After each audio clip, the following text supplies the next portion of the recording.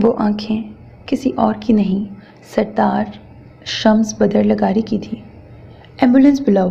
She's کا خون سے تر ہوتا چہرہ ہاتھوں میں لیے وہ اپنی پوری قوت سے دھاڑا تھا۔ طلبہ نے کچھ حیرت سے اس کی آنکھوں میں پھیلتی نمی کو دیکھا۔ بھلا وہ شیز کے لیے کیوں کر پاگل ہو رہا تھا؟ وہ آس پاس سے بے بہرا شیز کی بے نور ہو چکی آنکھوں میں جھانکتا اسے مخاطب کرنے کی کوشش کر رہا تھا۔ اچانک کوئی اس کے دائیں کان کے بہت قریب چیخا تھا۔ شمس نے گردن موڑ کر دھندلی آنکھوں سے چیخنے والے کی جانب دیکھا۔ اس کے کندھے پر ہاتھ رکھے بیٹھا وہ سیاہ آنکھوں سے اسے ہی دیکھ رہا تھا۔ تم شمس ہو، تم یہ نہیں کر سکتے بے وقوف۔ آس پاس پھیلتے شور سے بے بہرا شمس کی سماعتوں نے اپنے قریب بیٹھے بدر لغاری کی مدھم آواز بہت واضح طور پر سنی تھی۔ سنبھالو خود کو، وہ گرایا تھا۔ ساکت نظروں سے بدر کی طرف دیکھتے ہوئے شمس نے آہستگی سے شیز کا سر اپنی گود سے پیچھے کر دیا۔ طلبہ شیز کے بے دم وجود کو ہاسپٹل لے جانے کے لیے تھام چکے تھے۔ شمس نے پانی بھری آنکھوں سے اپنے قریب وہ چہرہ دیکھا جو اس پل بے تاثر تھا۔ لیکن شیز، اس کے لب آہستگی سے پھڑپھڑائے، وہ مر چکا ہے۔ بدر کا لہجہ اس پل زہر ہو رہا تھا۔ سیاہ آنکھوں میں ناچتی ویرانی اس کے اندر کی وحشتوں کا پتہ دے رہی تھی۔ بدر کو دیکھتے شمس کے تاثر پل میں بدلے تھے۔ آنکھیں لمحوں میں سرد ہوئی تھیں۔ لب بھینچتا وہ اٹھ کھڑا ہوا۔ ایک نظر بدر پر ڈالی تھی جو اب خود بھی کھڑا ہو رہا تھا۔ میں شیز کے پاس جا رہا ہوں، بدر کو دیکھتے ہوئے شمس نے دھیمی لرزتی ہوئی آواز میں کہا۔ وہ دل کی اذیت پر قابو پانے کی کوشش کرتے ہوئے آنکھوں کو نم ہونے سے روک چکا تھا۔ اس کے پاس تم نہیں، میں جاؤں گا، سمجھ رہے ہو نا؟ بدر نے مدھم آواز میں کہا۔ سیاہ آنکھوں میں خالی پن سا تھا۔ شمس نے اسبات میں سر ہلایا، پھر اپنے مقابل کھڑے اس وجود کو چیرتا وہ وہاں سے نکلتا چلا گیا۔ پیچھے سردار بدر لغاری کا تخیلاتی وجود ہوا میں تحلیل ہو چکا تھا۔ شام ڈھل چکی تھی۔ رات کے گہرے سائے چار سو پھیلتے جا رہے تھے جب جہاز نے کراچی کے ایئرپورٹ پر لینڈ کیا تھا۔ تمام مسافروں کی طرح چیکنگ کروا کر جب وہ چیکنگ ایریا سے باہر نکلا تو سامنے ہی عالم، سبحانی اور نازیہ بیگم کو اپنا منتظر پایا تھا۔ ایک دھیمی مسکان نے اس کے لبوں کو چھو لیا تھا۔ سرمئی آنکھوں میں ہلکورے لیتی اداسی کچھ کم ہوئی تھی۔ وہ بے تابانہ ان کی طرف بڑھا۔ السلام علیکم۔ اپنی جانب لپکتی نازیہ بیگم کو اپنے حصار میں لیتے ہوئے اس نے عقیدت سے ان کی پیشانی پر بوسہ دیا۔ وعلیکم السلام۔ الحمدللہ، شکر الحمدللہ کہ اللہ نے مجھے یہ وقت دکھایا۔ اپنے لرزتے ہاتھ اس کے چہرے پہ پھیرتے ہوئے وہ بھیگی ہوئی آواز میں بولی تو منصب کے لبوں کی مسکراہٹ گہری ہو گئی۔ بابا سرکار نہیں آئے؟ ان کی پشت سے پیچھے دور تک نظریں دوڑاتے ہوئے اس نے کچھ حیرانگی سے پوچھا۔ اس کے سوال پر نازیہ بیگم کی آنکھوں میں اذیت در آئی۔ تمہیں پتہ تو ہے ان کا؟ اس کے چوڑے کندھوں پر پیار سے ہاتھ پھیرتے ہوئے انہوں نے نرمی سے کہا۔ تو منصب کی آنکھیں بجھ سی گئیں۔ جو آئے ہیں پہلے ان سے تو ملنے بھائی، اس کے قریب آتے ہوئے سبحانی نے شکوہ گنا انداز میں کہا۔ تو منصب نے اسے ایک بازو کے گھیرے میں لے کر دوسرے سے عالم کو گلے لگایا۔ میں نے تم دونوں کو بہت مس کیا۔ ان دونوں کی پیٹھ تھپکتے ہوئے منصب نے مدھم آواز میں کہا۔ یہ تو جھوٹ ہے، بہت مس تو آپ نے کیا ہوگا لیکن ہم دونوں کو نہیں بلکہ اپنی ان کو کیا ہوگا۔ اس سے الگ ہوتے ہوئے سبحانی نے اسے چھیڑا۔ اس کے کامیاب تکے پر عالم نے لاپرواہی سے کندھے اچکائے جیسے اپنی لا علمی کا اظہار کیا ہو۔ اور میری ان سے تم کیسے واقف ہو؟ اس کا کان کھینچتے ہوئے منصب نے غیر سنجیدگی سے پوچھا۔ میرے موکل مجھے سب بتا دیتے ہیں۔ سبحانی نے فرضی کالر اکڑائے۔ موکل نہیں، یہ جو بڑے بڑے کان دیواروں سے لگا کر تمہیں باتیں سننے کی گندی عادت ہے نا، تمہارے ناکام تکے اسی کا نتیجہ ہیں۔ اس کے شانے پر تھپڑ مارتے ہوئے نازیہ بیگم نے اسے لتاڑا تو وہ دانت میں کوسنے لگا۔ بڑے کان تو ذہین افراد کے ہوتے ہیں، سبحانی نے شرمانے کی اداکاری کرتے ہوئے کہا۔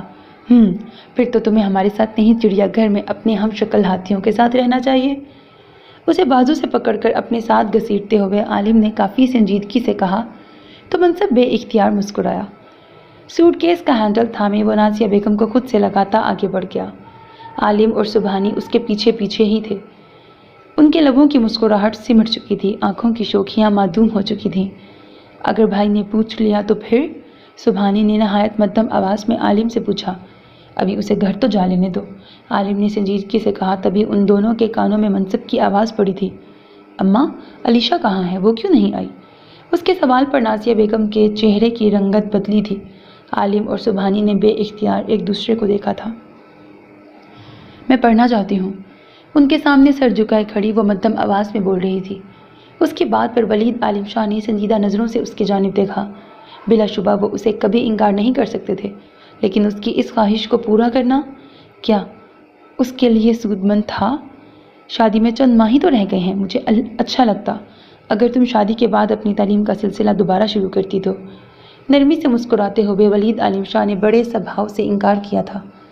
میرا 1 سال پہلے ہی ضائع ہو چکا ہے، اگر شادی کا انتظار کیا تو پھر یہ دوسرا سال بھی ضائع ہو جائے گا۔ 1 سال ضائع ہونے کا غم نہیں جا رہا، آپ دوسرے کا غم بھی دینا چاہتے ہیں؟ انہی کے انداز میں مسکراتے ہوئے مہرماں نے قدرے تلخی سے کہا تو ولید کے لبوں کی مسکراہٹ سمٹ گئی۔ تمہیں غم دینا مجھے زہر سے بھی برا لگتا ہے مہر۔ کرسی سے اٹھ کر کھڑے ہوتے وہ مکمل سنجیدگی سے بولے تو مہرماں کی آنکھوں میں شکوہ در آیا۔ پھر فیصلہ کر لیں ابھی جی، آپ مجھ سے وہ کروانا چاہتے ہیں جو آپ کو اچھا لگتا ہے، یا پھر آپ وہ کریں گے جو مجھے غم سے دوچار کرتا ہے؟ وہ بڑی معنی خیزی سے انہیں ان کی دونوں باتیں لوٹاتی بے بس کر چکی تھی۔ ولید عالم شاہ نے کچھ ضبط سے اس کی جانب دیکھا، جس کی آنکھوں میں اس پل اداسی ہلکورے لے رہی تھی۔ وہ آگے بڑھے اور نرمی سے اس کے سر پہ ہاتھ رکھ دیا۔ میں کل تمہارا ایڈمیشن بھیج دوں گا، وعدہ رہا۔ نرم نگاہوں سے اس کی جانب دیکھتے وہ پرشفقت لہجے میں بولے تو مہرماں کے لبوں پر ایک پھیکی سی مسکان دوڑ گئی، آنکھیں بے اختیار بھر آئی تھیں۔ تھینک یو ابھی، تھینک یو ویری مچ، ان کے سینے سے لگتی وہ بھرائی ہوئی آواز میں بولی تو ولید شاہ نے آہستگی سے اس کی پیشانی چوم لی۔ اس کی آنکھوں سے نکلتے آنسوؤں نے چپکے سے ان کی قمیض کو چھوا تھا۔ وہ معمولی سی نمی ولید عالم شاہ کو اپنی روح کو چیرتی محسوس ہوئی تھی۔ چھت سے لٹکتے پنکھے کی گھوں گھوں کی آواز کمرے کی خاموشی میں ارتعاش برپا کر رہی تھی۔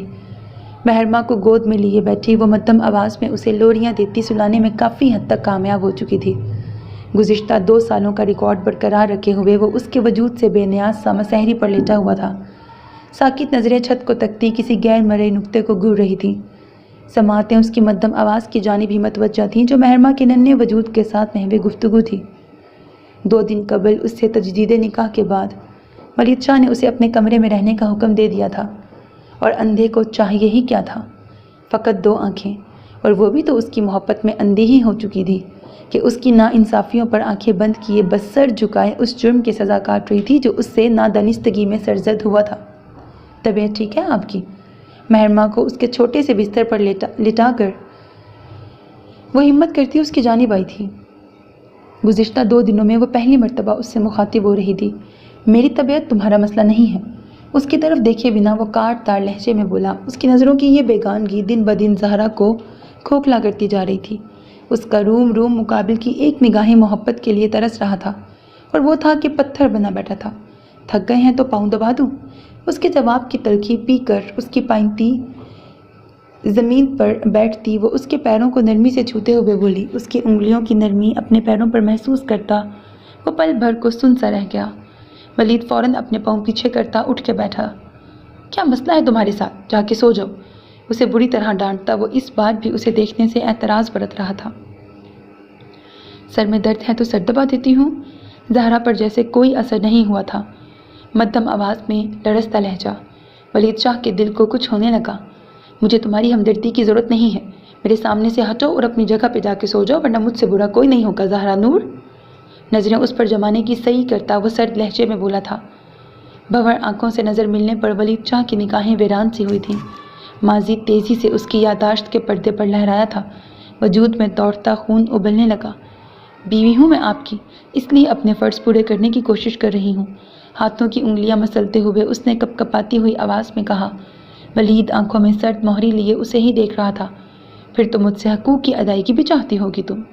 اس کی جانب دیکھتا وہ استہزائیہ آمیز انداز میں بولا تو زہرا نے کچھ ناسمجھی سے اس کی جانب دیکھا۔ اس سے پہلے کہ وہ کچھ سمجھتی ولید نے ہاتھ بڑھا کر اسے اپنی جانب کھینچ لیا۔ میں حقوق غصب کرنے والوں میں سے نہیں ہوں زہرا نور، اسے اپنے حصار میں لیتا وہ سرگوشیانہ بولا تھا۔ زہرا کا دل شدتوں سے دھڑک اٹھا۔ اتنے عرصے بعد یہ عنایت، اس کا تنفس بگڑنے لگا۔ آپ غلط سمجھ رہے ہیں، بولتے ہوئے زہرا کی آواز بھر آ گئی۔ دل کی حالت لمحوں میں ابتر ہوئی تھی۔ نہ، میں تمہیں بالکل صحیح سمجھ رہا ہوں۔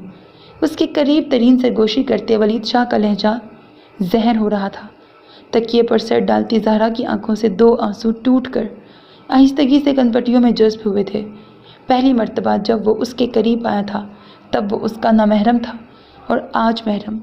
فرق صرف اتنا تھا کہ پہلے وہ محبت جبکہ آج اس سے نفرت کا دعوے دار بنا بیٹھا تھا، لیکن اسے پامال کرنے والے اس شخص کے انداز میں آج بھی وہ نرمی برقرار تھی جو اس رات تھی۔ اگر گزشتہ حالات کی تلخیوں میں کچھ پہلے جیسا تھا تو وہ ولید عالم شاہ کا انداز قربت تھا۔ اس کی قید میں وہ خود کو محفوظ ترین محسوس کرتی یقین کر چکی تھی کہ وہ شخص کبھی اسے جسمانی اذیت سے دوچار نہیں کر سکتا تھا، لیکن جس روحانی تکلیف کا ذائقہ وہ اسے ہر گزرتے دن کے ساتھ محسوس کروا رہا تھا، اس نے زہرا کو تڑپنے پر مجبور کر دیا تھا۔ زہرا کو امید ہو چلی تھی کہ وہ اس پتھر کو اپنی محبت سے موم کر دے گی، لیکن آنے والا وقت اس کی ساری امیدوں پر پانی پھیر دینے والا تھا۔ کمرے کی خاموش فضا میں اے سی کی ٹھنڈک اس کے اعصاب پرسکون کر رہی تھی۔ آرام دہ بیڈ پر لیٹی وہ خاموش نگاہوں سے چھت کو گھور رہی تھی۔ اچانک اسے کھڑکی کے پاس آہٹ محسوس ہوئی۔ علیشا نے نظر گھما کر اس جانب دیکھا تو مقابل کا خون آلود چہرہ دیکھ کر اس کی سانسیں بے ترتیب ہو گئیں۔ سیاہ روشن آنکھوں کے پپوٹوں سے ٹپکتا سرخ خون اس کی گھنی پلکوں سے ٹوٹتا اس کے رخساروں پر لکیر بناتا چلا جا رہا تھا۔ دونوں کنپٹیوں سے تیزی سے نکلتا خون اس کی گردن سے ہوتا سفید شرٹ کے سینے پر پھیلتا چلا جا رہا تھا۔ علیشا کے حلق میں کانٹے سے اگ آئے۔ تم زندہ ہو؟ اٹھنے کی کوشش کرتی علیشا کے لبوں سے گھٹی گھٹی سی آواز نکلی تھی۔ میں تمہیں لینے آیا ہوں، تم سے محبت کرتا ہوں نا؟ دبے پاؤں چلتا وہ اپنے مخصوص مدھم لہجے میں بول رہا تھا۔ علیشا نے بے اختیار نفی میں سر ہلایا۔ مجھے نہیں جانا، مجھے نہیں مرنا، وہ بمشکل چیخی تھی۔ دیکھو، میں نے تمہاری خاطر موت کو گلے لگا لیا ہے، اب تمہیں بھی جینے کا حق نہیں رہا۔ اس کی جانب آتا وہ مسکراتے ہوئے بولا۔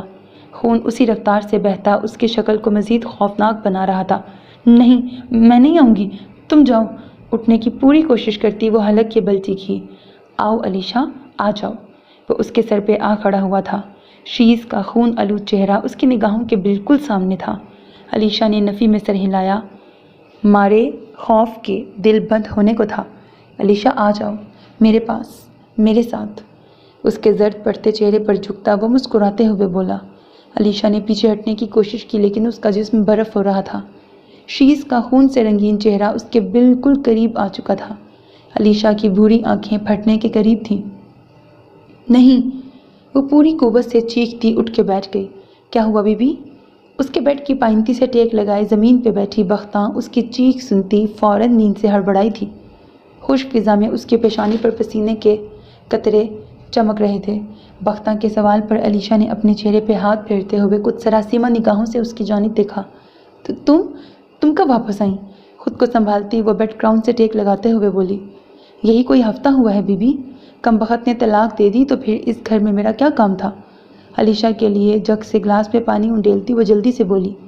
اس کے جواب پر علیشا نے غائب دماغی سے اسبات میں سر ہلایا۔ یہ پی لیں، 2 دن سے آپ کی یہی حالت ہے، آپ کو ایسے دیکھ کر میرا تو دل بیٹھا جا رہا ہے۔ پانی کا گلاس اس کی طرف بڑھاتے ہوئے بختہ نے کافی ہمدردانہ لہجے میں کہا تھا۔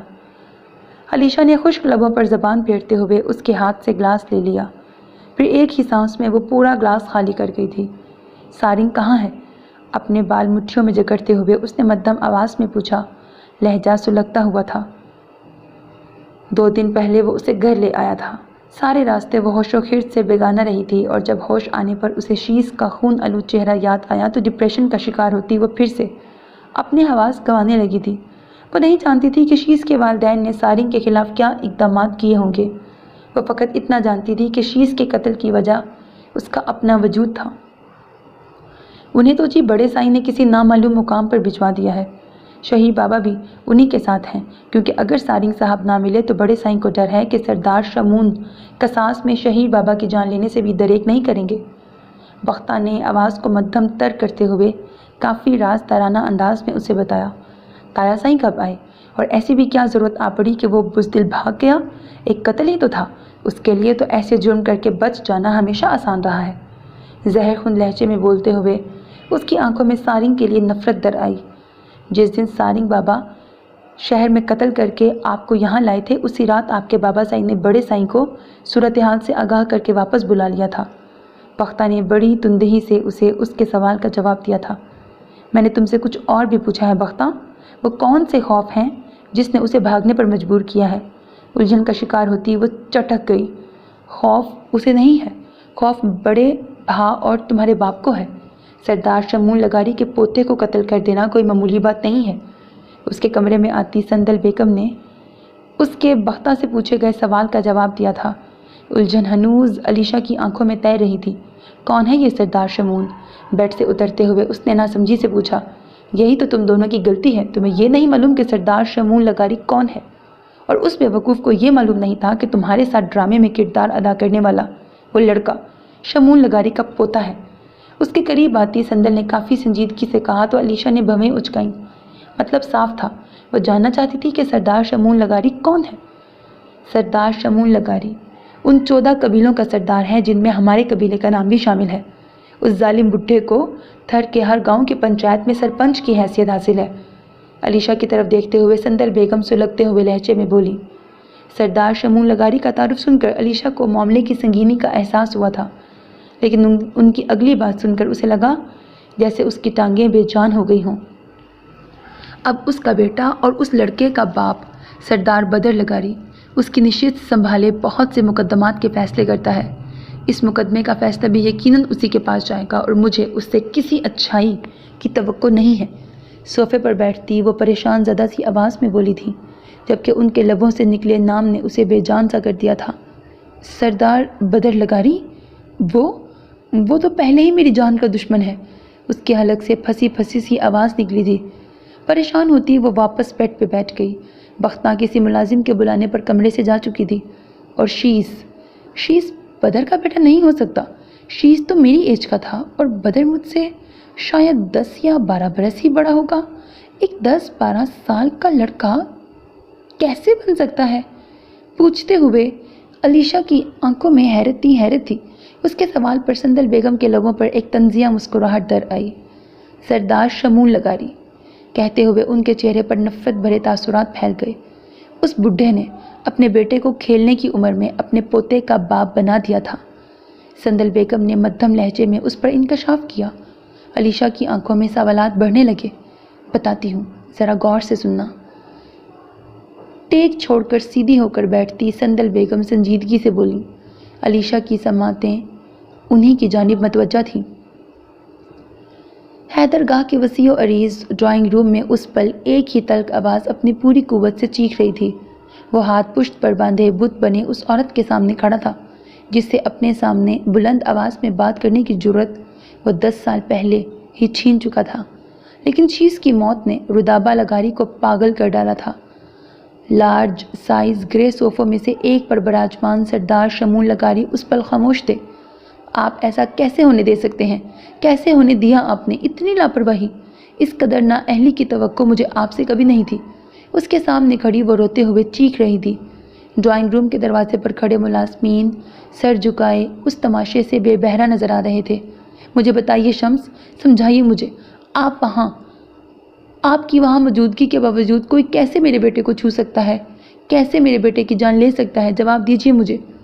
اس کی شرٹ کا کالر اپنی مٹھیوں میں جکڑتی وہ روتے روتے چلائی تھی۔ بدر سختی سے لب بھینچے اس عورت پر نظریں جمائے سر بلند کیے کھڑا تھا کہ سر جھکانا اس کی سرشست میں شامل ہی نہیں تھا۔ آپ کو حق نہیں ہے کہ آپ میرے سامنے یوں تن کر کھڑے ہوں۔ آپ حق نہیں رکھتے کہ آپ میری آنکھوں میں آنکھیں ڈال کر مجھے بے بس کرنے کی کوشش کریں۔ اس 2 ٹکے کے قاتل سے پہلے آپ سزا کے حقدار ہیں، کیونکہ میرے بیٹے کی حفاظت آپ کے ذمہ تھی۔ ایک جھٹکے سے اس کا کالر چھوڑ کر اسے پیچھے دھکیلنے کی کوشش کرتی وہ ببھری۔ ان کی کوشش کے باوجود وہ اپنی جگہ سے 1 انچ نہ ہلا تھا۔ جان کی حفاظت اللہ کے ذمہ ہے۔ موت کا ایک وقت مقرر ہے جس سے نہ تو کوئی بھاگ سکتا ہے اور نہ ہی اسے کوئی ٹال سکتا ہے۔ شیس کا وقت پورا ہو چکا تھا، سو موت نے اسے نگل لیا۔ کافی دیر سے خاموش بیٹھے سردار شمول لغاری نے لب کشائی کی تھی۔ ان کے انداز میں سنجیدگی تھی۔ مجھے یہ دلاسا مت دیجیے، اگر یہ میرے بیٹے کی طرف متوجہ ہوتے تو اسے موت کبھی نہیں نگل سکتی تھی۔ انہوں نے ایک بار پھر بدر پر الزام دھرا تھا۔ میں اس کے قاتل کو زندہ نہیں چھوڑوں گا۔ سارنگ کے بارے میں سوچتے ہوئے بدر نے زہر کھن لہجے میں کہا، اس کے مر جانے سے میرا بیٹا واپس نہیں آئے گا سردار شمس بدر لغاری۔ سرخ آنکھوں سے اسے گھورتی وہ اس بار پھنکاری تھی، आंखों में बदर के लिए बगावत थी। आपने उसे मरने दिया क्योंकि वो आपकी सगी औलाद नहीं था। अगर होता तो जितना मैं आपको जानती हूँ, आप फिजा को चीरती उस गोली की आहट को भी पा लेते और अपनी औलाद को बचा लेते, लेकिन नहीं। भला शीश आपके लिए क्यों कर अहम हो सकता था? वो मासूम तो आपको बाप मानता था, लेकिन आप तो चच्चा का हक भी ठीक से अदा न कर सके। और करते भी कैसे? आखिर को हैदर आपके सुतेले भाई जो थे। नफरत से बदर की तरफ देखती वो भीगी हुई आवाज़ में गुर्राई थी। उनके इल्ज़ाम पर बदर की शरियानों में दौड़ता खून बढ़ने लगा। सरदार शमूल लगारी की बर्दाश्त ने भी जवाब दिया था, इतना काफ़ी है रुदाबा, तुम जा सकती हो। सोफे से उठकर खड़े होते सरदार शमूल लगारी उन पर चीखे थे। बदर की स्याह आंखें उस पल सुर्ख हो रही थीं। मुझे खामोश करवा देने से सच नहीं बदलेगा, और सच ये है कि आपकी हकीकी नस्ल शीश के साथ ही ख़त्म हो चुकी है। आपका ये बेटा उस नीच औरत के जुनूनियत का शिकार होती वो बुरी तरह चीख रही थी जब बदर का ज़ब्त जवाब दे गया। उसका भारी हाथ उठा था और मुकाबिल औरत के गाल पर अपना निशान छोड़ गया। बकवास बंद गलीज औरत, बकवास बिल्कुल बंद। आइंदा अगर मेरी माँ को नीच कहने की जरूरत भी की तो तुम्हारी ज़बान हलक से बाहर खींच लूँगा। शहादत की उंगली उठाकर उसे वार्न करता वो दौड़ा था। स्याह आंखें ज़मीन पर गिर चुकी रदाबा को कत्ल कर देने के दर पर थीं। मैंने तुमसे कहा था कि काफ़ी हो चुका है, लेकिन तुम्हें मेरी बात समझ नहीं आई। अब इससे पहले कि बात मज़ीद बढ़े यहाँ से चली जाओ। रुदाबा की तरफ बेतासुर निगाहों से देखते हुए शमूल लगारी ने सर्द मोहरी से कहा तो अपनी चादर संभालती वो उठ खड़ी हुई। देख लूँगी मैं आप दोनों को देख लूँगी। बारी बारी उन दोनों की जानिब देख कर गुर्राती वो वहाँ से पलट गई। बदर ने सुर्ख आंखों से उस औरत की पुश्त को घूरा था जिसने आज उसके अंदर के जानवर को जगा डाला था। वो जानवर जो अब अलीशा चौहान को निगल लेने से पहले सोने वाला नहीं था। मैं उसे समझाऊंगा। उसके कंधे पे हाथ रखते हुए शमूल लगारी ने आहिस्तगी से कहा तो बदर ने अपना कंधा सीधा करते हुए उनका हाथ पीछे कर दिया। मेरी फ़िक्र करने की अदाकारी मत कीजिए। बहुत अच्छे से जानता हूँ कि आपकी किस मजबूरी ने आपको ऐसा करने का पाबंद कर रखा है। उनकी आंखों में देखकर काट ताड़ लहजे में कहता वो उनकी बोलती बंद करवा चुका था। उन्हें वहीं बुत बना छोड़कर वो ड्राइंग रूम से निकलता चला गया। तल्ख ही सही, लेकिन रुदाबा लगारी के अल्फाज सच्चे ही थे। सरदार शमूल लगारी की वो नस्ल ख़त्म हो चुकी थी जिसके हस्ब नस्ब पर उन्हें अपने बड़े बेटे हैदर लगारी की मौत से पहले बेहद गरूर था। हैदर की मौत और शीश की मजदूरी ने उनकी तवज्जो बदर लगारी की तरफ करवा दी थी, जो अब उनकी वाहिद उम्मीद था। क्या सारिंग का दिमाग ठीक है? पागल हो गया था जो इतनी सी बात पर उसने एक लड़के का कत्ल कर दिया। पूरी बात सुनते ही वो सोफे से उठता चला गया। सोफे से उठता चिल्लाया था। आलिम पुश्त पर हाथ बांधे वहीं एक जानिब टहल रहा था। मनसब के बरहम होने पर नासिया बेगम ने गहरा सांस दिया। गैरत के नाम पर जाहिल कुछ भी कर गुजरता है। सारिंग भी जाहिल है, ये तुम अच्छे से जानते हो। उसकी तरफ देखते हुए नासिया बेगम ने मध्यम आवाज़ में कहा, गैरत माई फुट। उसकी इस हरकत का नतीजा उसे फांसी के फंदे तक ले जाएगा, फिर उसकी सारी गैरत उड़नचू हो जाएगी। गुस्से से खौलता वह संजीदगी से बोला था। उसकी बात पर आलिम ने उसकी जानिब देखा। फांसी? फरार हो गया है वो बुज़दिल। और थर की रस्मों से वाकिफ़ नहीं हो क्या तुम? वो लोग अलीशा को खून बहा में उस बदर लगारी के हवाले कर देंगे। उन दोनों के करीब आता आलिम तशवीश ज़्यादा लहजे में बोला। जवाबन मनसब की भवें तन गई। अगर वो ऐसा करेंगे तो मैं सारिंग विला की ईंट से ईंट बजा दूंगा। दाएं हाथ की मुट्ठी भींचता वो गुर्राया था। नाजिया बेगम ने उसके कंधे पे हाथ रखा। जोश से नहीं, होश से काम लो मून। ये वक्त ऐसी बातों का नहीं है, और फिर अभी उसका हकीकी बाप सलामत है। उनसे बढ़कर तुम तो उसके बारे में नहीं सोच सकते ना। नाजिया बेगम ने उसे समझाने की कोशिश की। अगर वो उसके लिए सोचते तो उसका रिश्ता सारिंग के साथ तय ही न करते। और अब तो बड़े मामू भी वापस आ गए हैं, और वो अपने चचा को बचाने के लिए अलीशा को कुर्बान करने से दरेक नहीं करेंगे। और उनके सामने भला गफूर मामू क्या कर लेंगे? आलिम ने उनकी तवज्जो एक दूसरे पहलू की तरफ मबजूल करवाई थी। तुम दोनों क्यों खुद को थका रहे हो सकता है कि वो लोग कोई तीसरा रास्ता निकाल लें। अगर कुछ ले दे कर बचत हो जाती है तो। बारी बारी उन दोनों की तरफ देखती नासिया बेगम नर्म आवाज़ में गोया हुई थी। शिद्दत पसंद अफराद हमेशा दो रास्ते ही रखते हैं, आर या फिर पार। और जहाँ तक मैं सरदार बदर लगारी को जानता हूँ, उसकी शिद्दत पसंदी कसास में सारिंग को ही चाहेगी। लेकिन अगर वो समझौता करता भी है तो सिर्फ मालो ज़र पर इक्तफ़ा नहीं किया जाएगा। وہ یقیناً علیشا کو بھی چاہے گا۔ عالم نے کچھ سوچتے ہوئے مدھم سلگتی ہوئی آواز میں کہا۔ اس کی بات پر منصب نے سوالیہ نظروں سے اس کی جانب دیکھا۔ تم ان کے علاقے کے سردار کو کیسے جانتے ہو؟ عالم کی جانب گھومتے ہوئے منصب نے سنجیدگی سے پوچھا۔ سردار بدر لگاری وہ شخص ہے جس نے 16 سال کی عمر میں مجھے لفظ نفرت کا مطلب سمجھایا تھا۔ داستان زیادہ لمبی نہیں ہے، لیکن میں فی الحال اسے ریپیٹ نہیں کرنا چاہتا۔ جینز کی جیبوں میں ہاتھ پھنساتے ہوئے عالم نے بے تاثر لہجے میں کہا تو اس کی جانب دیکھتے منصب نے دھیرے سے اسبات میں سر ہلا دیا۔ وہ جو بھی ہے اور جو بھی چاہے گا، میں علیشا کو سارنگ کے گناہ کی بھینٹ ہرگز نہیں چڑھنے دوں گا۔ نازیہ بیگم کی طرف پلٹتے ہوئے منصب نے قطعیت بھرے لہجے میں کہا، اللہ سے اچھے کی امید رکھو، سندل کل سے وہیں ہے، وہ ضرور اس کے لیے کوئی بہتر فیصلہ لے گی۔ نازیہ بیگم نے کچھ سوچتے ہوئے کہا تو وہ سر اسبات میں ہلاتا واپس صوفے پہ بیٹھ گیا۔ میں ان کے کسی اقدام کا انتظام نہیں کر سکتا۔ میں فیصلہ کر چکا ہوں کہ کل سورج چڑھتے ہی میں سارنگ ولا جاؤں گا۔ کمرے کی طرف بڑھتے ہوئے عالم نے بے لچک انداز میں کہا تھا، تم وہاں نہیں جاؤ گے، تم دونوں میرے ساتھ نوشہرہ جاؤ گے۔ تمہارے دادا منصب کا انتظار کر رہے ہیں۔ نازیہ بیگم اس کی پشت پر چلائی تھی، انہیں منصب کا انتظار ہے، میرا نہیں، میں واپس نہیں جاؤں گا۔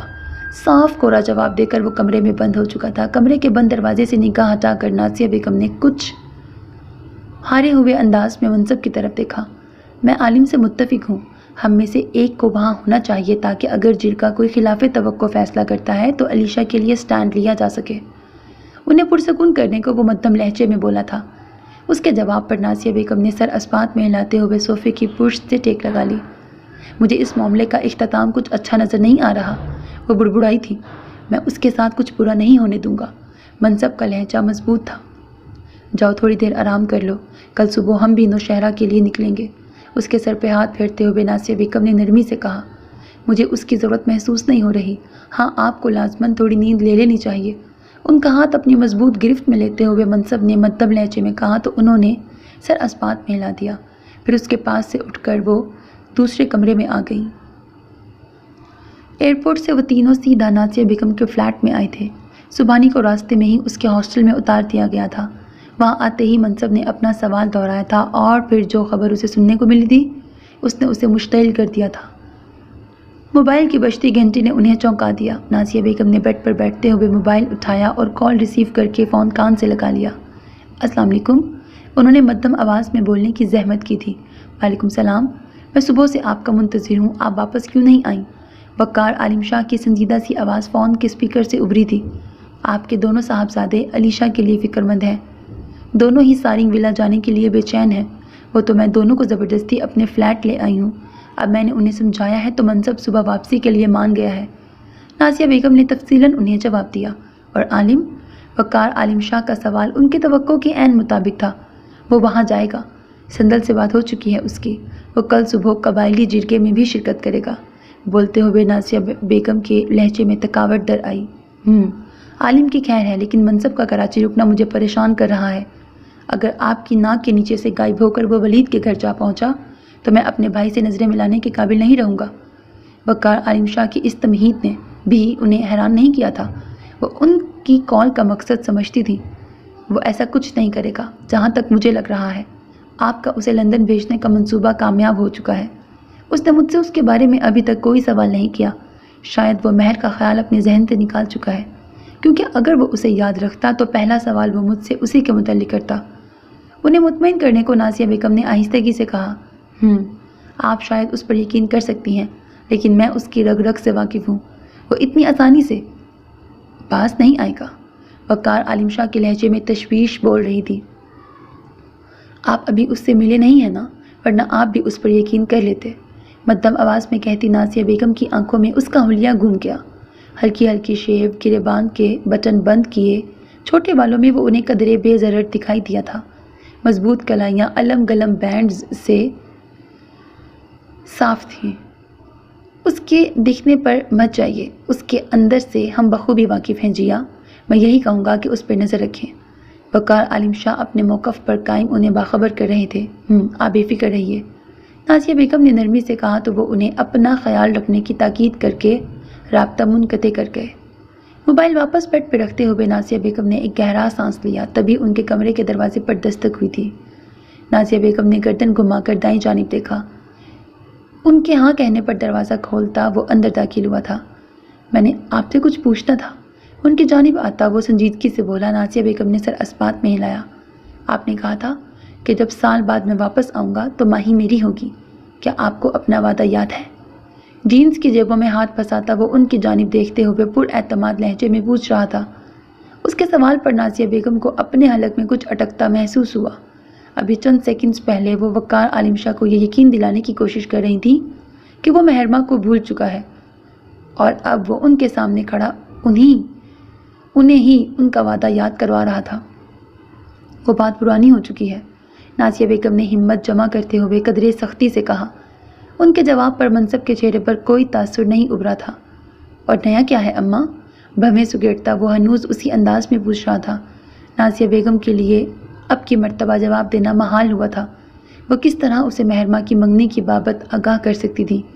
یہ جان لینے پر وہ کیا کر سکتا تھا، سوچ کر ہی انہیں تشویش لاحق ہو چکی تھی۔ میں بتاؤں؟ آپ میں شاید ہمت ہی نہیں ہے، کیونکہ آپ نے اپنا وعدہ نبھایا ہی نہیں۔ سرد نظروں سے ان کی جانب دیکھتا وہ قدرے بلند آواز میں بولا تھا۔ نازیہ بیگم کو کھڑا ہونا پڑا۔ میں تمہیں بتانا چاہتی تھی، نازیہ بیگم نے بولنے کی کوشش کی۔ غلط۔ آپ کو کہنا چاہیے کہ میں مہرمہ کا نکاح روکنا چاہتی تھی، لیکن آپ کی چاہت بتاتی ہے کہ آپ نے اپنا وعدہ نبھانے کی کوشش ہی نہیں کی، یا شاید نہیں، وہ وعدہ بھی جھوٹا تھا، ایک بہلاوا تھا، شاید جو آپ نے مجھے دیا۔ ترک لہجے میں بولتے بولتے اس کی آواز بلند ترین ہو گئی۔ اس کے انداز کی سرد مہری نے نازیہ بیگم کی آنکھیں نم کر ڈالی تھیں۔ نکاح والی بات نے انہیں پل بھر کو حیران کیا تھا، لیکن اگر وہ غلط فہمی کا شکار تھا تو وہ اس کی غلط فہمی دور کرنے کی استطاعت بھی نہیں رکھتی تھی۔ آپ نے میرے دل پر وہ زخم دیا ہے جو مرتے دم تک ہرا رہے گا اماں۔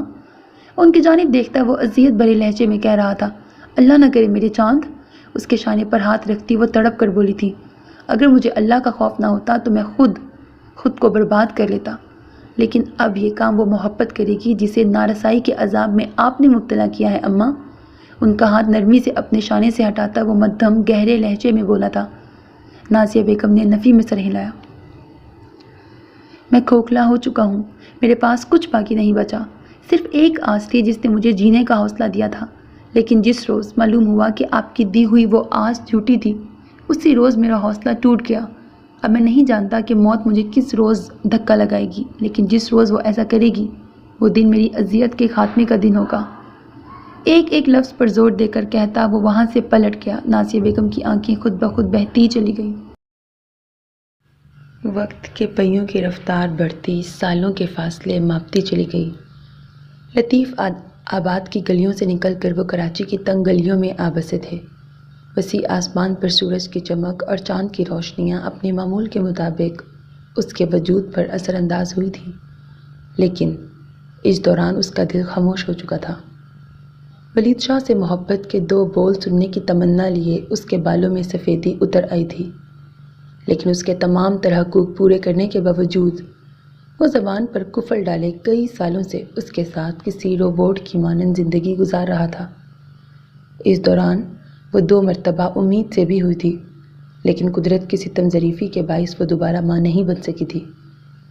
مہرمہ کی شرارتیں بچپن کے سنگ چھوٹیں تو اس کی جوانی کے کہکہوں نے ان دونوں کی جامد زندگی میں کچھ ارتعاش برپا کیا تھا۔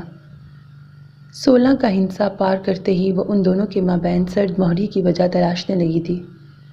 چھوٹے چھوٹے مواقع کو منانے کی کوشش کرتی وہ ان دونوں کو ایک دوسرے کے قریب لانے میں کافی حد تک کامیاب بھی ہو چکی تھی، لیکن اس کی اپنی زندگی میں آئے طوفان نے اس گھر کی بنیادیں ہلا ڈالی تھیں۔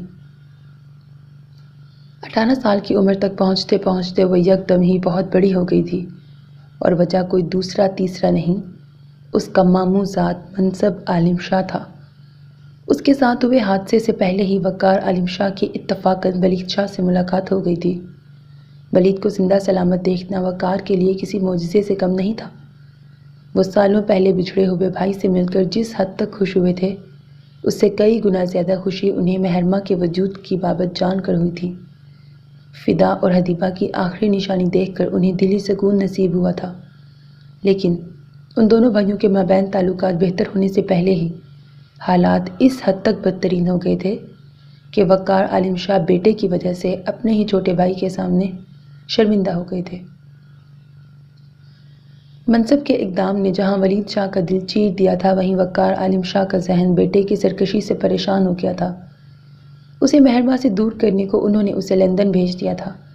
اس دوران انہوں نے مہرباں کی شادی کے لیے کوششیں بھی کی تھیں، لیکن وہ ناکام رہے، اور اب جب کہ منصب عالم شاہ واپس آ چکا تھا تو یہ اطلاع ولید کو دینا پھر سے ضروری ہو چکا تھا، کیونکہ وہ 25 سالہ نوجوان اپنے ادھیڑ عمر چچا سمیت بوڑھے ہوتے ہوئے باپ کے کہنے میں بھی نہیں تھا۔ یومین وہ شخص جس کی قبر پر آپ ہر سال فاتحہ پڑھنے یہاں آتی ہیں، وہ بدر لغاری کا بھائی تھا۔ ان کی بات سنتی علیشہ درمیان میں ہی بول پڑی، ستیلا بھائی، شمول لغاری کی نسل کو شاید بد دعا ہے۔ اس کی نسل میں بیٹی تو پیدا ہی نہیں ہوئی، اور مرد 30 کا ہنسا عبور کر تو لیتے ہیں، لیکن 40 سے پہلے ہی مر جاتے ہیں۔ پاؤں سمیٹ کر بیڈ گراؤنڈ سے ٹیک لگاتے ہوئے سندل بیگم نے مدھم آواز میں کہا، آپ مجھے تفصیل سے بتائیں گی؟ بالوں کو سمیٹتی علیشہ سنجیدگی سے بولی، بتا تو رہی ہوں۔ جب حیدر لغاری شادی اس کی چچا زاد کزن ردابہ سے ہوئی تو بارات والی رات فائرنگ کے دوران وڑائچ قبیلے کے مردوں میں سے کسی نے حیدر لغاری سے چھوٹے قدیر لغاری کا قتل کر دیا تھا۔ نتیجتاً شمون نے خون بہا میں ان کے گھرانے کی 7 عورتیں لے لیں۔ کچھ کا نکاح خاص ملازمین سے کروا دیا، اور ان میں سے جو سب سے حسین اور کم عمر تھی، اس رذیل بڈھے نے خود نکاح کر لیا۔ شمول لغاری کا تیسرا بیٹا بدر لغاری اسی عورت کے بطن سے ہے۔ خلاؤں میں گھورتی سندل بیگم بے تاثر لہجے میں بول رہی تھی، اور آپ یہ سب کیسے جانتی ہیں؟ علیشہ کا سوال حسب توقع تھا۔ اس کا سوال نظر انداز کرتے ہوئے انہوں نے اپنی بات جاری رکھی، 7 سال کا عرصہ گزر جانے کے بعد بھی حیدر بے اولاد تھا۔ حیدر دوسری شادی کرنا چاہتا تھا، لیکن ردابہ کے جہیز میں ملی زمینوں اور زیورات نے اس کے ہاتھ باندھ رکھے تھے۔ شمول لغاری بھی ردابہ کے میکے سے مروب تھے، سو ان کی طرف سے بھی حیدر پر دباؤ تھا، جس کے باعث وہ کافی صبر سے ردابہ کے ساتھ گزارا کر رہا تھا۔ لیکن برا ہوا اس نظر کا جب وہ مجھ پہ پڑی۔ بولتے بولتے وہ رکی تھی۔ میں نے اس وقت جوانی کی دہلیز پر قدم رکھا ہی تھا جب وہ مجھ پر عاشق ہو گیا۔ وہ اس وقت 30 برس کا تھا۔ میں بھی بے خوف تھی، اس کی محبت پر ایمان لے آئی۔ اس کی باتیں خواب جیسی اور سیاہ آنکھیں کسی روشن جزیرے کی مانند ہوا کرتی تھیں۔ اس کا ہاتھ تھام کر خاردار فصیلوں میں چلنا مجھے اچھا لگتا تھا۔ دھیمے سروں میں بولتی وہ ہولے سے مسکرائی تھی، آنکھوں میں اداسی سی در آئی۔ بدر کی عمر اس وقت کتنی تھی؟ علیشہ نے یوں ہی پوچھ لیا، شاید 5 یا 6 سال۔ سندل بیگم کے لب و لہجے سے لب دھیرے سے ہلے۔ آپ حیدر لغاری سے محبت کرتی تھی؟ علیشہ نے آہستگی سے پوچھا تو سندل بیگم نے اس کی جانب دیکھا۔ آنکھوں میں ویرانی سی اتر آئی۔ وہ ایک مضبوط اور قابل تحسین مرد تھا، مجھے اس سے محبت کیسے نہ ہوتی؟ سندل نے ہارے ہوئے انداز میں پوچھا، تو پھر آپ نے وقار انکل سے شادی کیوں کی؟ میں نے نہیں کی، بابا سائی نے زبردستی کروا دی تھی۔ میں تو حیدر سے شادی کرنا چاہتی تھی، لیکن شمون لغاری ہماری شادی کے لیے رضامند ہی نہیں ہوئے۔ ان کا شملہ ہم سے اونچا ہے اور یقیناً ہمیشہ رہے گا، لیکن محبت یہ اونچ نیچ کب دیکھتی ہے؟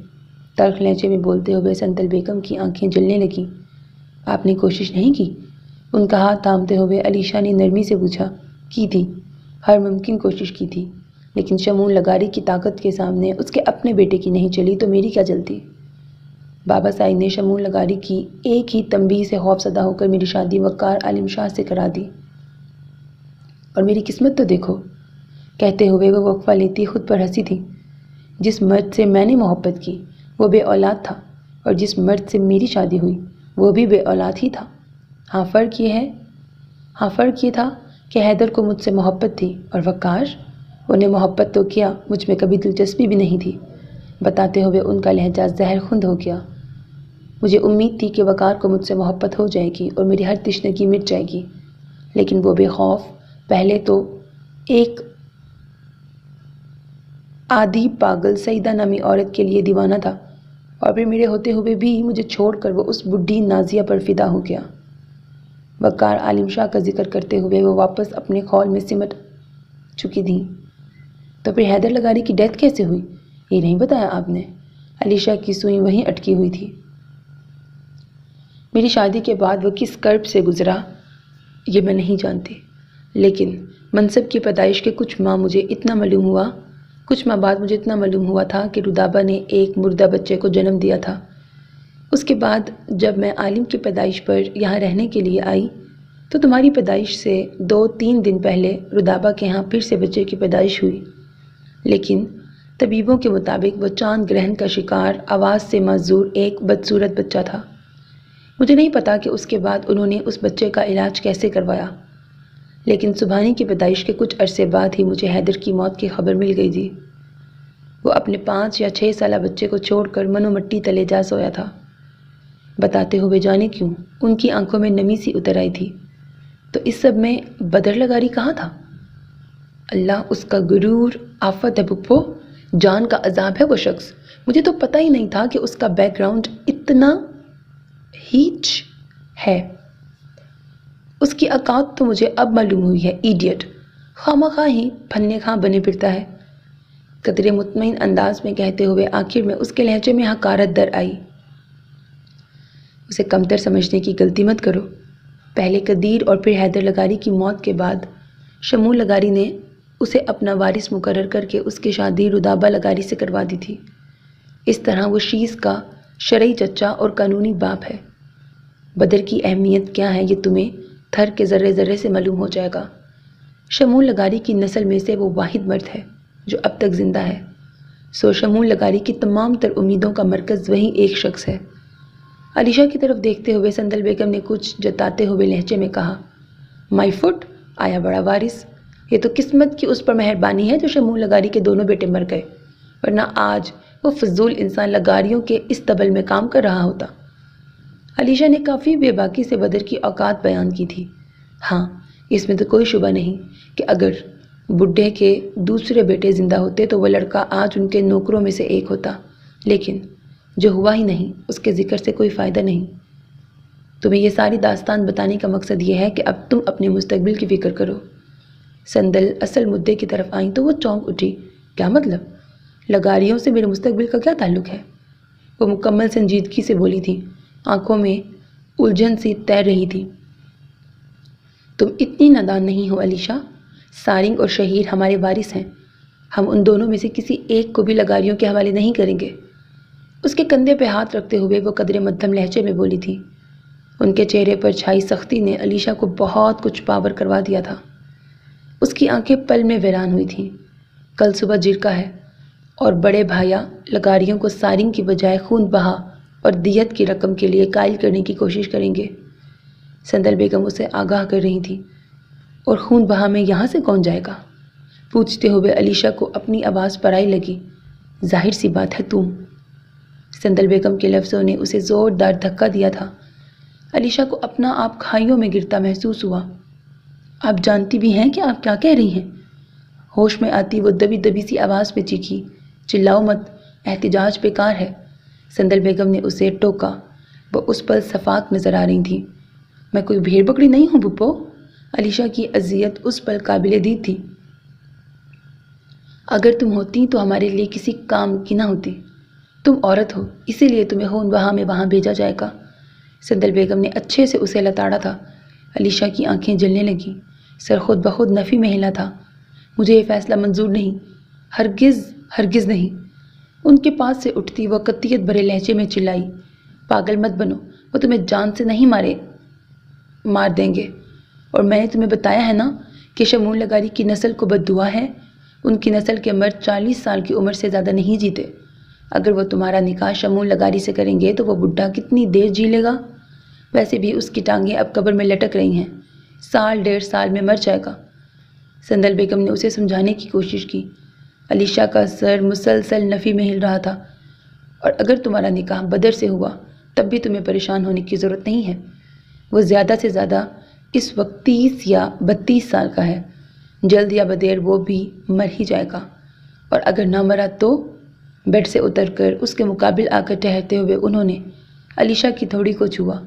اس کی بھوری آنکھیں آنسو ضبط کرنے کی کوشش میں سرخ ہو رہی تھیں۔ اگر وہ نہ مرا تو ہو سکتا ہے کہ تم پر مر مٹے، تب تمہارے عیش ہی عیش ہوں گے۔ اسے قابو کر لینا اور اس کی بڈھی بیوی کو طلاق دلوا دینا۔ اس کے بعد تو راوی چین ہی چین لکھے گا۔ اس کی آنکھوں میں دیکھ کر بولتی وہ آخر میں مسکرائی تھیں۔ علیشا کی بھیگتی آنکھوں میں شمس کا چہرہ گھوم گیا۔ دل نے بے اختیار کروٹ بدلی تو ان کا ہاتھ جھٹکتی وہ واش روم میں جا کے بند ہو گئی۔ آنسو پلکوں کی باڑ توڑ کر گالوں پر پھسلتے چلے گئے۔ کچھ دیر پہلے تک لگاریوں کی داستان اشتیاق سے سننے والی وہ لڑکی اس داستان کے اختتام پر اب اپنے لیے رو رہی تھی۔ گلاس وال پر گرے بھاری پردوں کی گہری سرمئی رنگت سے ملتا گہرا سرمئی رنگ کا فرنیچر اس وسیع و عریض کمرے کی دیواروں پر ہوئے آف وائٹ پینٹ پر چھپے گہرے سرمئی جدید نقش و نگار سمیت دیکھنے والے آنکھوں کو اپنی جانب متوجہ کرتا اس کمرے کے مکین کے اعلیٰ ذوق کا منہ بولتا ثبوت تھا۔ سگریٹ اور اس کے کلون کی مہک کمرے کی فضا میں پھیلی، روم فریشنر کی خوشبو سے مزاحمت کرتی سانسوں کو پرسکون کرنے والا تصادم برپا کر رہی تھی۔ ایسے میں ادھ جلی سگریٹ ایش ٹرے میں مسل کر وہ مضبوط قدم چلتا پل بھر کو رکا۔ ایک بار پھر وہ شخص اس کے سامنے آ کھڑا ہوا تھا۔ شمس کا چہرہ دیکھتے ہوئے اس کی سیاہ آنکھوں میں سختی سی در آئی۔ مجھے قصوروار مت کہنا، تمہاری بیوی صحیح کہہ رہی تھی۔ تم فضا کو چیرتی گولی کی آہٹ پا لینے کی بھی صلاحیت رکھتے ہو۔ اگر تم اس لڑکی کی طرف متوجہ نہ ہوتے تو۔ بدر کی آنکھوں میں دیکھتے ہوئے شمس کافی سنجیدگی سے بولا، بکواس بند کرو، یہ سب کچھ تمہاری وجہ سے ہوا۔ سب کچھ جانتے بوجھتے بھی تمہیں اپنے دل پر اختیار نہیں رہا۔ وہ 2 ٹکے کی لڑکی چند ملاقاتوں میں ہی تمہارا وہ سیدھا دل لے اڑی۔ شہادت کی انگلی اٹھاتا بدر لگاری اس پر گرجا تھا۔ بدلے میں مقابل یوں مسکرایا تھا جیسے اس کا مذاق اڑا رہا ہو۔ میرا دل تو چند ملاقاتوں میں اڑا ہے نا، تم تو پہلی نظر میں ہی اس 2 ٹکے کی لڑکی پر دل ہار بیٹھے تھے۔ لفظ 2 ٹکے پر زور دیتا شمس دو بدو بولا تھا،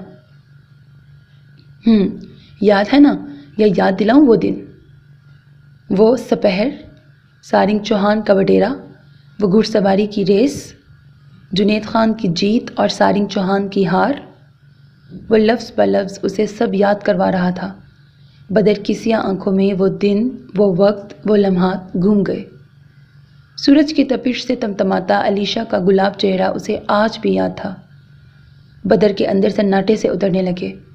ایسا کچھ نہیں ہے، میں شروع دن سے یہ جانتا تھا کہ شیس اس لڑکی کو پسند کرتا ہے، بھلا میں ایسا کیوں کروں گا؟ شمس کو جواب دیتے ہوئے اس نے جیسے خود کو یقین دلایا تھا، ہاں لیکن شیس کی پسند اس دن کے بعد شروع ہوئی تھی جس دن وہ ناپسندیدہ ترین لڑکی پہلی مرتبہ تمہیں دکھائی دی تھی۔ اب بیٹے کی محبت میں کم از کم اپنا ہی حق غصب مت کر دو بدر لگاری۔ شمس نے اسے حقیقت کا آئینہ دکھانے کی کوشش کی۔ اپنے فضول نظریات سے میرا دماغ خراب مت کرو، یہ دل دینا لینا سردار بدر لگاری کی شان کے خلاف ہے۔ میں نے کبھی ایسا کچھ نہیں کیا، اور جو ہو چکا ہے اس کے بعد تو ایسا کرنے کا سوال بھی پیدا نہیں ہوتا۔ بدر نے اپنے مخصوص باروب لہجے میں اسے خبردار کیا تھا۔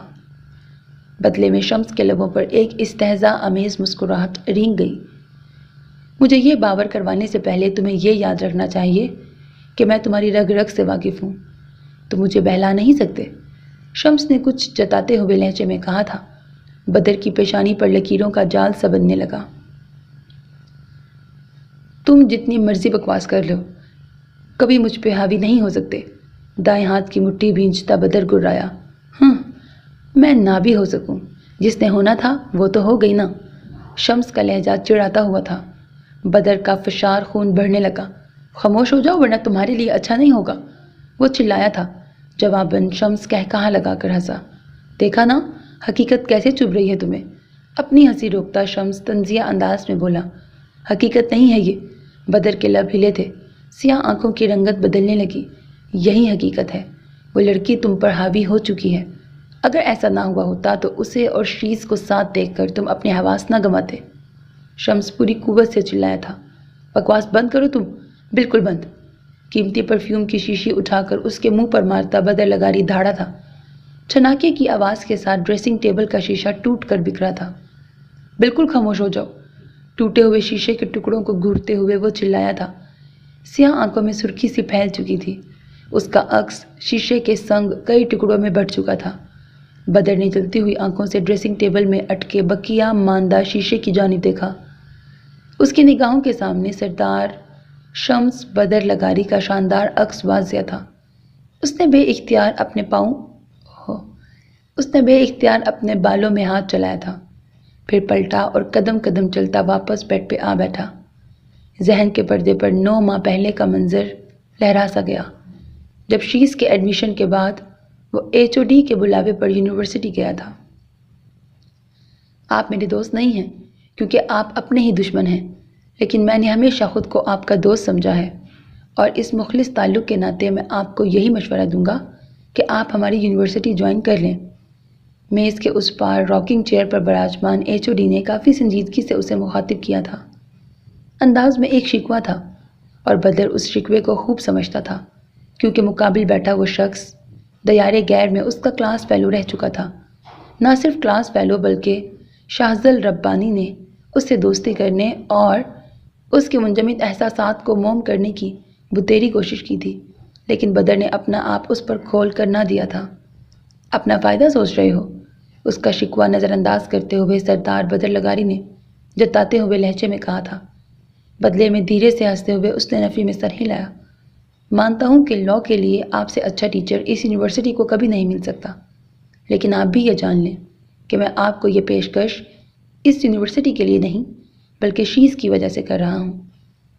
اس کی جانب دیکھتے شاہزل ربانی نے قدر مدم لہجے میں کہا، اگر شیز کی اتنی پرواہ ہے تو مجھے یہ فضول پیشکش کرنے کی بجائے اس لڑکی کو یونیورسٹی سے آؤٹ کرو۔ اپنے اور شاہزل کے مابین میز پر ہاتھ رکھتے ہوئے بدر نے سرد لہجے میں کہا تھا۔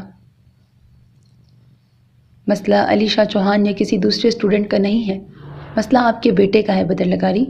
آج میں علی شاہ کو نکال دوں گا، کل کسی اور کو، اور پرسوں کسی اور کو۔ شیز کے لیے میں اتنا کر سکتا ہوں، لیکن میں یونیورسٹی کے تمام اسٹوڈنٹس کو نکال باہر نہیں کر سکتا۔ اسی کے انداز میں میز پر ہاتھ رکھتے ہوئے شاہزل نے سمجھانے والے انداز میں کہا تو بدر نے سنجیدہ نظروں سے اسے گھورا۔ اس کی آنکھوں کی زبان سمجھتے ہوئے شاہزل نے گہرا سانس لیتے ہوئے چیئر کی پشت سے ٹیک لگا لی۔ مجھے پتا ہے کہ تم شیز کے لیے اس یونیورسٹی کی ماہانہ انکم سے دگنی رقم ہر ماہ دے سکتے ہو، لیکن Badar, just try to understand, she's university کی بلڈنگ میں بیٹھنے کے لیے یہاں نہیں آیا ہے۔ کلاس فیلوز اور یونیورسٹی فیلوز کے بغیر اس بلڈنگ میں اکیلے شیز کو پڑھایا تو جا سکتا ہے، لیکن اس پڑھائی کا فائدہ کوئی نہیں ہے۔ آپ جناب کا تکلف ایک جانب رکھتے ہوئے وہ اپنے اصل انداز کی طرف لوٹتے ہوئے سنجیدگی سے بولا، تھر کے کالج سے انٹرمیڈیٹ کرنے اور کراچی یونیورسٹی سے BBA پاس کر لینے میں بہت فرق ہے۔ تم ہی بتاؤ، تم نے کیوں اس کا ایڈمیشن یہاں کروایا؟ اسی لیے نا کہ وہ ہجوم میں سروائیو کر سکے، اس کے اندر کانفیڈنس آئے۔ لیکن اگر شیز کی خاطر میں اس کے آس پاس سے ہجوم ہی ختم کر دوں تو پھر اس کے یہاں آنے کا مقصد تو فوت ہی ہو جائے گا نا۔ شاہزل نے کافی صاف گوئی سے اس کے سامنے تمام پہلو واضح کیے تھے۔ میرا دماغ مت خراب کرو ربانی۔ اب کیا بدر لگاری اپنا آفس چھوڑ کر 1,00,000-1,50,000 کی یہ فضول سے جاب کرے گا؟ ٹانگ پر ٹانگ چڑھاتے ہوئے بدر نے رعونت بھرے لہجے میں کہا تھا۔ اوہ یار، جاب کے لیے کون کہہ رہا ہے؟ شیز کے لیے کہہ رہا ہوں۔ 1 یا 2 سیمسٹرز نکلوا دو، اس دوران وہ اس قابل تو ہو ہی جائے گا کہ یہاں سروائیو کر سکے، اس کے بعد تم لیفٹ کر دینا۔ شاہزل نے اس کے سامنے اپنا موقف پیش کیا۔ اور اس سے میری ریپوٹیشن کتنی خراب ہوگی اس کا اندازہ ہے تمہیں؟ ٹیک چھوڑتا بدر اس بار قدرے دھیمی آواز میں بولا تھا۔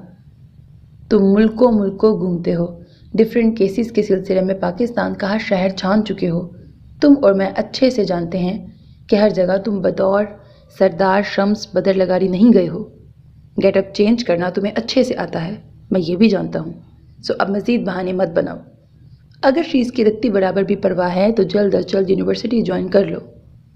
اس کے گرد گہرا تنگ کرتے ہوئے شاہزل کافی مطمئن نظر آ رہا تھا۔ بدر چیئر سے اٹھتا اپنے پورے قد سے کھڑا ہوا تھا۔ تم ایک فضول انسان ہو۔ بدر کا جواب شاہزل کی توقع کے عین مطابق تھا۔ ہاں، لیکن آپ ایک سمجھدار شخص ہیں۔ امید کرتا ہوں کہ آپ جلد میرے ڈپارٹمنٹ کو جوائن کریں گے۔ ایک نرم مسکراہٹ اس کی جانب اچھالتے شاہزل پھر سے غیر بنتا قدر احترام بھرے انداز میں بولا تھا۔ بدر لب بھینچتا اس کے آفس سے نکل گیا۔ باہر نکلتے ہی اس کا سامنا شیز سے ہوا تھا۔ میری سر شاہزل سے بات ہوئی ہے، انہوں نے آپ کو جاب آفر دی ہے، آپ جوائن کر رہے ہیں نا بابا؟ اس کے مقابل آ کر ٹہرتے ہوئے شیز نے مدھم لہجے میں پوچھا تھا۔ اس کے سوال پر بدر نے ایک نظر اطراف میں دوڑائی۔ ہاں میں جوائن کروں گا، لیکن تمہارے باپ کے طور پر نہیں۔ اس کی جانب دیکھتے ہوئے بدر نے آہستگی سے کہا تو شیز دھیرے سے مسکرایا۔ مجھے بس آپ یہاں چاہیے، باقی آپ کی مرضی ہے۔ اس کی بات کا مطلب سمجھتے ہوئے شیز نے کہا تو بدر نے سر اسبات میں ہلایا۔ اپنے کسی دوست کو تو کیا، اس یونیورسٹی کی حدود میں تم مجھے بھی یہ احساس نہیں دلاؤ گے کہ تمہارے اور میرے مابین کیا رشتہ ہے؟ اس کے کندھے پہ ہاتھ رکھتے ہوئے بدر نے مدھم تر لہجے میں کہا تو شیز نے سر اسبات میں ہلایا تھا۔ پھر اس کے 2 دن بعد ہی بدر نے یونیورسٹی جوائن کر لی تھی۔ بلا شبہ اس نے خود کو ایسے سانچے میں ڈالا تھا کہ علیشہ یا کسی اور تو کیا، شیز کو بھی اسے پہچاننے میں مشکل ہوئی تھی، اور یہی اس کی کامیابی تھی۔ وہ بڑے اعتماد سے بطور سرشمس طلبہ میں مقبول ہوتا چلا گیا، مگر اس دوران وہ سر پھری لڑکی اس پر دل ہار بیٹھی تھی۔ اس نے بتیری کوشش کی تھی کہ خود کو اس سے دور کر سکے، لیکن احتیاط برتنے کی جتنی بھی کوشش وہ کرتا تھا اسے اپنی اداؤں سے وہ ناکام بنا دیا کرتی تھی۔ نتیجتاً کہیں نہ کہیں وہ خود بھی اس کا اسیر ہو چکا تھا، لیکن یہ اعتراف جرم وہ کیسے کرتا؟ علیشہ کے سامنے تو بہت دور وہ یہ اعتراف اپنے سامنے بھی نہیں کر سکتا تھا۔ جس بیٹے کی خاطر اس نے یونیورسٹی جوائن کی تھی، اسی کی معصوم زندگی اس کی آنکھوں کے سامنے ختم ہو گئی تھی، اور وجہ کوئی اور نہیں، وہی علیشہ چوہان تھی، جس نے اس کا دل لوٹ کر اسے اپنی ہی نظروں میں مجرم بنا دیا تھا۔ شیز کی موت نے اس کے پتھر دل کو سنگ مرمر کر ڈالا تھا۔ سیاہ آنکھوں کی نمی منجمد ہو چکی تھی اور دل کی دھڑکنیں خاموش۔ اس پل اسے انتقام میں فقط سارنگ چوہان چاہیے تھا، لیکن وہ جانتا تھا کہ جرکا اسے کس فیصلے کے لیے قائل کرنے والا ہے، اور کم از کم اس فیصلے کو قبول کر کے وہ اپنی زندگی مزید مشکل میں نہیں ڈال سکتا تھا۔ اسے اس خونی رسم سے شدید نفرت تھی جس کی بنا پر وہ خود وجود میں آیا تھا۔ گو وہ خود بھی علیشہ چوہان کو اذیت سے دوچار کرنا چاہتا تھا، لیکن ذریعہ اس رسم کو نہیں بنانا چاہتا تھا جس نے اس کی ماں کی زندگی برباد کر ڈالی تھی۔ اسے خون بہا میں علیشہ چوہان کسی صورت قبول نہیں تھی۔ وہ سوچ چکا تھا کہ قصاص میں سارنگ چوہان کی زندگی کے علاوہ کسی اور پیشکش پر ہرگز سمجھوتا نہیں کرے گا۔ بیڈ پر لیٹتے ہوئے بدر نے ایک تھکی ہوئی خاموش نگاہ گلاس وال پر ڈالی، جس کے ادھ کھلے دروازے پر گرے سرمئی پردے ہوا کے سنگ لہراتے بالکنی کا منظر واضح کر رہے تھے۔ آسمان کے سینے پر چھائی سیاہی میں نیلاہٹیں نمایاں تھیں۔ شاید فجر کا وقت قریب ہی تھا۔ بدر نے آہستگی سے آنکھیں موند لیں، جن میں دور دور تک نیند کا شائبہ تک نہ تھا۔ What? Alisha, are you mad? اس صورتحال سے بچنے کا یہ کون سا طریقہ ہے؟ ہاں؟ فون کے اسپیکر سے ابھرتی اس کی آواز پر مشتعل ہوتا وہ چلایا تھا۔ عالم پلیز، اگر تمہیں میری ذرا برابر بھی پرواہ ہے تو جو میں کہہ رہی ہوں وہ کرو۔ ملتجی انداز میں بولتی علیشہ کی آواز بھیگی ہوئی تھی۔ میں کیسے تمہیں ایک ایسے شخص کے پاس جانے دے سکتا ہوں جس کے بیک گراؤنڈ کی کوئی خبر ہے، نہ فیوچر کا کوئی پتہ؟ بیوقوفی مت کرو پلیز۔ عالم نے خود کو سنبھالتے ہوئے اس بار قدرے نرم لہجے میں اسے سمجھانے کی کوشش کی۔ اور جسے ہم اچھے سے جانتے ہیں، کیا اس کے پاس چلے جانا عقل مندی ہے عالم؟ یہ لوگ مجھے اس کے حوالے کر دیں گے اور اس کی قید مجھے مار ڈالے گی۔ نفرت ہے مجھے بدر لگاری سے۔ مجھے اس فرسودہ رسم کی بھیٹ نہیں چڑھنا عالم۔ پلیز تم کل صبح ہوتے ہی مجھے یونیورسٹی جا کر سر شمس کا نمبر لا دو، پلیز میرے لیے اتنا کر دو۔ اپنا ضبط کھوتی وہ روتے ہوئے چیخی۔ اس کی بیٹھی ہوئی آواز سن کر عالم کا دل خون ہو گیا۔ جلد بازی میں غلط فیصلہ مت کرو، میں تمہارے ساتھ ایسا کچھ نہیں ہونے دوں گا، میرا یقین کرو۔ عالم ہنوز اپنے موقف پر قائم تھا۔ مجھے مت بہلاؤ عالم، مت بہلاؤ مجھے پلیز۔ یہ تم بھی جانتے ہو کہ تم کچھ نہیں کر سکتے، اور مجھے بھی معلوم ہے کہ اگر کل جرکے میں فیصلہ ہو گیا تو مجھے اس قید سے کوئی نہیں بچا سکے گا۔ مدھم آواز میں کہتی علیشہ اسے بے بس کر گئی تھی۔ میں تمہیں ایک انجان شخص کے پاس نہیں جانے دوں گا، عالم نے قطعیت بھرے لہجے میں کہا۔ فار گاڈ سیک، وہ تمہارے لیے انجان ہے، میرے لیے نہیں۔ میں نے ان کی آنکھوں میں اپنے لیے محبت دیکھی ہے، تم نے نہیں عالم۔ وہ شخص اس دنیا میں اب میرے لیے واحد پناہ گاہ ہے۔ میں بدر لگاری سے بچنے کے لیے تمہاری یا کسی شناسا شخص کی ہیلپ نہیں لے سکتی، لیکن سر شمس کو کوئی نہیں جانتا، وہ مجھے پروٹیکٹ کر سکتے ہیں، پلیز ہیلپ می۔ علیشہ نے تقریباً چیختے ہوئے اس سے گزارش کی تھی۔ اور اگر وہ شخص فراڈ نکلا تو؟ عالم نے سنجیدگی سے پوچھا۔ تو پھر وہ میرا نصیب ہوگا۔ مجھے نہیں معلوم کہ سر شمس کی نیچر کیا ہے، لیکن مجھے یہ اچھے سے معلوم ہے کہ بدر لگاری کی نیچر کیا ہے۔ مجھے ایک انجان شخص کے پاس جانا منظور ہے، لیکن دیکھتے دانستہ بدر لگاری نام کی تلوار اپنے سر پہ مسلط کرنا ہرگز منظور نہیں ہے عالم۔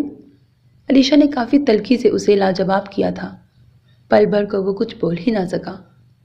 میں تم سے آخری بار پوچھ رہی ہوں کہ تم میری ہیلپ کرو گے یا نہیں؟ اسے خاموش پا کر علیشا پھر سے بولی۔ اگر نہ کروں تو؟ عالم نے بے تاثر لہجے میں پوچھا۔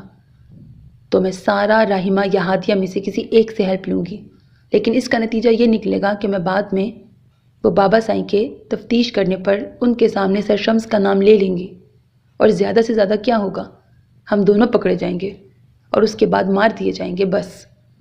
اپنے لہجے کی بھراہٹ پر قابو پاتی وہ بولتی چلی گئی۔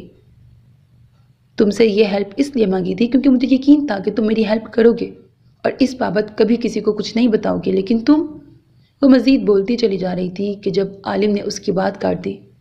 کیا تمہیں یقین ہے کہ جب تم اپنے ٹیچر سے بات کرو گی تو وہ تمہاری بات مانے گا؟ کیا تمہیں یقین ہے کہ وہ تمہیں بچانے کے لیے تم سے نکاح کرے گا؟ عالم نے مکمل سنجیدگی سے پوچھا۔ میرا دل کہتا ہے کہ وہ ایسا کریں گے، مجھے یقین ہے کہ وہ مجھے بچا لیں گے، علیشا نے پر یقین لہجے میں کہا۔ ٹھیک ہے، میں کل صبح ہوتے ہی یونیورسٹی جاؤں گا اور سر شمس کا نمبر حاصل کروں گا، خود کو سمجھانے کی ناکام کوشش کرتے ہوئے عالم نے مدھم آواز میں کہا۔ اس کے حامی بھر لینے پر وہ دوسری جانب کھل اٹھی۔ Thank you so much Alam, thank you so much, کہتے ہوئے اس کا لہجہ کپ کپا اٹھا۔ ابھی مت کہو، جب وہ شخص جس پر تمہیں یقین ہے تم سے نکاح کرے گا تب مجھے کال کرنا اور تب یہ شکریہ ادا کرنا، میں بخوشی قبول کروں گا، سنجیدگی سے کہہ کر اس نے کال کاٹ دی۔ کال کاٹ کر اس نے موبائل بیڈ پہ پٹکا اور اپنے بال مٹھیوں میں جکڑتا وہ پیچھے کی جانب بیڈ پر ڈھہ گیا۔ سلگتی آنکھیں بے اختیار میچ لیں، چہرہ اس پل ضبط کے مارے لال ہو رہا تھا۔ اگر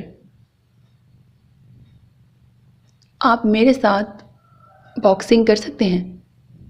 میں 2 سال سے آپ کو اس رنگ میں دیکھ رہا ہوں، مجھے آپ کی باکسنگ بہت پسند ہے۔ 16 سالہ اس بچے کی آواز باریک تھی، لہجے میں اشتیاق تھا۔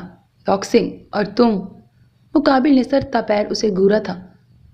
اس کی سیاہ آنکھوں میں اس بچے کے لیے حقارت تھی۔ کیوں؟ میں کیوں نہیں کر سکتا؟ اگر آپ میرے ساتھ باکسنگ کریں گے تو یقیناً آپ کے بعد میں اس کلب میں اپنا نام بناؤں گا۔ اس نے مسکراتے ہوئے مقابل کو جتایا تھا۔ انداز پر اعتماد تھا۔ قد سے بڑی بات اور عقاد سے باہر خواب، یہ 2 کام آئندہ میرے سامنے کرنے کی جرت بالکل مت کرنا، ورنہ منہ کی کھاؤ گے۔ اپنے ہاتھوں سے گلوز اتارتے ہوئے مقابل نے رعونت بھرے لہجے میں کہا تھا۔ 16 سالہ عالم کے چہرے کا رنگ پھیکا پڑا۔ اب یہاں سے جاؤ اور جا کر اسکول کا ہوم ورک کرو، جاؤ شاباش۔ اس کے بال سہلاتے ہوئے اس شخص نے کافی لاپرواہی سے کہا تو عالم نے اس کا ہاتھ جھٹک دیا۔ آنکھوں میں غصہ ہلکورے لینے لگا۔ اس کی حرکت پر مقابل کی سیاہ آنکھوں میں سرد مہری سی آ سمٹی تھی۔ تو تمہیں باکسنگ سیکھنی ہے؟ اس بار ڈائریکٹ اس کی آنکھوں میں جھانکتے ہوئے اس نے بے تاثر لہجے میں پوچھا۔ عالم اس بار لب بھینچے اسے گھور رہا تھا۔ مقابل نے اسے نظر انداز کرتے ہوئے رنگ کی طرف قدم بڑھائے۔ آ جاؤ، ہاتھ سے اسے اپنے پیچھے آنے کا اشارہ کیا تھا۔ ارد گرد تماشائی ان دونوں کی طرف متوجہ ہونے لگے۔ عالم رنگ سے باہر میز پر سے گلوز اٹھاتے ہوئے رنگ میں گھس گیا۔ وہ نہ صرف قد میں اس قابل ستائش شخص سے قدرے چھوٹا تھا بلکہ اس کی جسامت بھی مقابل کی نسبت کافی دبلی پتلی تھی۔ وہ شخص دوبارہ گلوز پہن رہا تھا۔ آج میں تمہیں اس طرح سے باکسنگ سکھاؤں گا کہ تم آج کے بعد اس کلب میں نام بنانے کا تصور بھی نہیں کرو گے۔ سرخ جوگرز میں مقید مضبوط پیروں کو ماہرانہ انداز میں آگے پیچھے حرکت دیتا وہ مدھم آواز میں بولا تھا۔ بیڈ پر لیٹے عالم کی بند آنکھوں میں آگ سی دہکنے لگی۔ اچانک اس کے چہرے پر ایک زوردار پنچ لگا تھا، وہ منہ کے بل گرا تھا۔ اس نے بے اختیار آنکھیں کھول لیں، اطراف میں دیکھا۔ وہ کمرے میں موجود تھا، منظر بدل چکا تھا۔ وہاں آس پاس کہیں وہ شفاق شخص موجود نہیں تھا جس کی باکسنگ دیکھ کر اسے باکسنگ کا شوق ہوا تھا۔ عالم نے بے اختیار اپنی دکھتی آنکھوں کو رگڑ ڈالا۔ تو تم یہاں نام بنانے آئے تھے؟ جب تک اس رنگ میں شیبی موجود ہے تم یا تم جیسا کوئی اور یہاں کبھی اپنا نام نہیں بنا سکتا۔ رنگ کی سطح پر گرے عالم کے ادموئے وجود کی طرف دیکھتا وہ شان بے نیازی سے بولا تھا۔ رنگ کے گرد جمگٹا سا بنائے کھڑے تماشائیوں نے اسے سراہنے کو شور مچایا تھا۔ اس روز کی طرح آج پھر عالم کو اپنے دماغ کے 2 ٹکڑے ہوتے محسوس ہوئے تھے۔ مؤذن کے اذان دیتے ہی اس کی آنکھ کھل گئی۔ آنکھوں کو مسلتی وہ اٹھ کر بیٹھی، پھر سراہنے پڑا دوپٹہ اٹھا کر اس نے شانوں پر پھیلایا اور کچن سے باہر نکل آئی۔ گزشتہ رات کچن میں کام کرتے کرتے اسے کافی رات بیت گئی تو وہ وہیں فرش پر چادر بچھا کر سو گئی تھی۔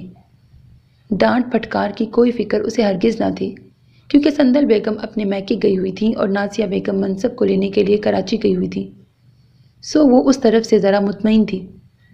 نماز ادا کرنے کے بعد وہ دوسری منزل کی چھت پر چلی آئی۔ میلے کپڑوں کا ایک ڈھیر آج پھر اس کا منتظر تھا۔ لبوں پر ایک پھیکی مسکان سجائے اس نے نیلے آسمان کی جانب دیکھا۔ اس کی بے ریا آنکھوں میں اس پل نمی سی چمک رہی تھی۔ تو نے دیکھا نہیں کیسے سرکار تیرے آگے پیچھے پھرتے رہتے ہیں؟ تو ہے بھی تو حسین، کیا پتہ دل آ گیا ہو۔